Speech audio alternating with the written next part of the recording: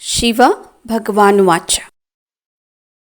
ब्राह्मण म्हणजेच पवित्र आत्मा. अपवित्रतेचा कोणतंही काम आपल्याकडून घडणं हे मोठं पाप आहे. ह्या पापाची शिक्षा खूप भयानक आहे.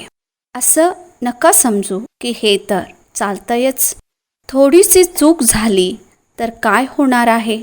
नाही, हा पहिला विषय आहे. नवीनताही पवित्रतेचीच आहे. ब्रह्माबाबांनी खूप शिव्या खाल्लेला त्या पवित्रतेचा कारणासाठी. असंच झालं अशी सुटका होणार नाही. ह्यामध्ये अलबेला होऊ नका. कोणतंही ब्राह्मण समर्पित आहेत किंवा सेवादारी आहेत किंवा प्रवृत्तीवाले आहेत, ह्या विचारामध्ये धर्मराज सुद्धा सोडणार नाहीत.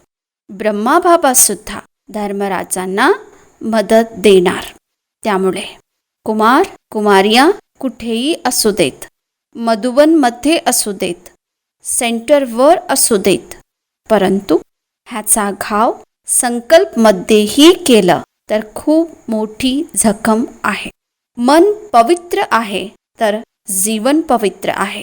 ह्याच्यामध्ये हलके होऊ नका. थोडंसं केलं तर काय झालं, थोडंसं नाही, खूप आहे. बापदादा अधिकृत इशारा देत आहेत.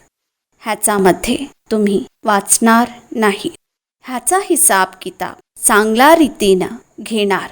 ते कोणतेही असू देत.